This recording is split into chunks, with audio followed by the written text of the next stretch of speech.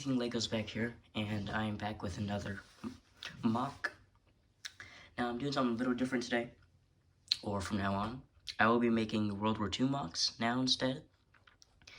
I just feel like all the tank battles nowadays just feels not tanky, you know. Don't make it political, but I just feel like back in the day, tanks just had more action. So, I'm presenting to y'all my T-34 76 model 1941 somewhat winter urban camo. So yeah, the history, or brief history, is that before this particular tank, the Soviets had T-28s, T-26s, T-80s, and they didn't do fairly well against the Panzer IIIs, 2s, and later on Panzer IVs. So during the invasion of Russia by the Germans, the Soviet released a new kind of tank. Originally it was the A-20 or the A-32, but they released the T-34 76 model 1941, and the Germans are actually were surprised that these tanks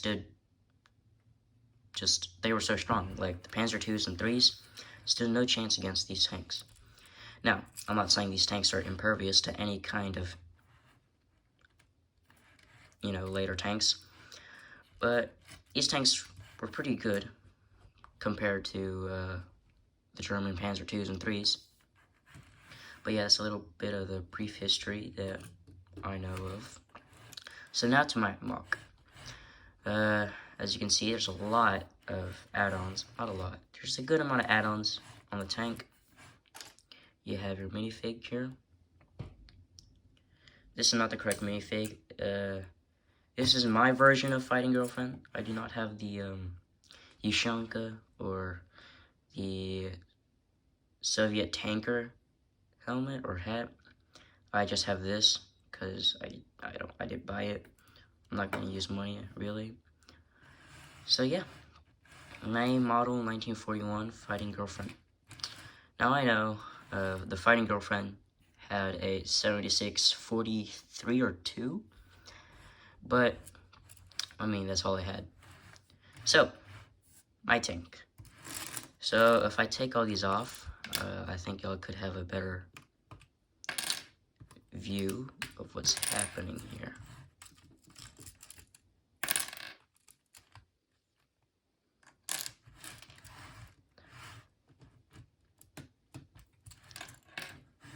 Okay, so this is my 41, and some functions that I actually, surprisingly, added a good amount of functions on this tank. First is the elevating and depressing gun. Obviously, you have to have a hatch. I always try to have a hatch in some of my tanks. And I was also able to fit something I don't really do a lot, an engine compartment with engine detailing. You can see that, there we go. I'm gonna try to remove that. I don't think I can. And then in the back, you have something. This doesn't really do anything. I just saw it on a One Brickmania 41 version, and I just thought it looked cool, so I just added it. Tracks do roll pretty nice. As you can see, these tracks tend to roll off. Okay.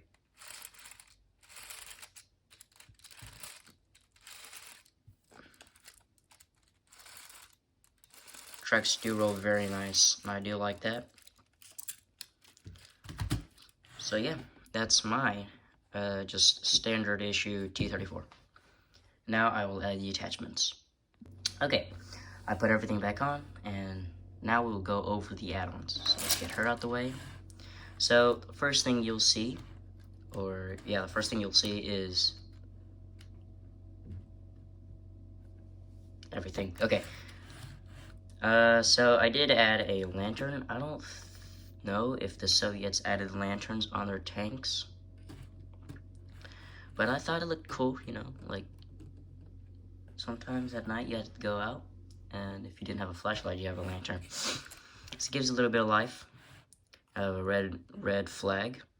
Do not have the hammer and sickle on it because I just don't want to color on my Legos. So that's it. I have a jerry can. I have an extra road wheel, just, you know, an extra road wheel. I have a hammer, an axe, and in the back, on the other side, you have a shovel underneath that gas tank. You have 2 gas tanks. Toolbox, you have a little light right here. It doesn't light up though.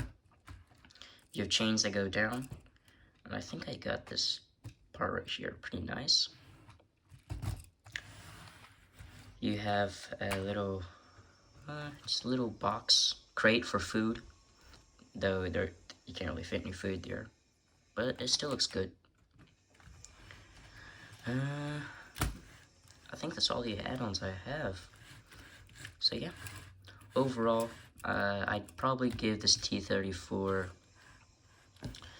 an 8.5 out of 10. I really don't like the turret design all that well. I will definitely redo it. But yeah, thanks for watching my video, and Anything Legos out.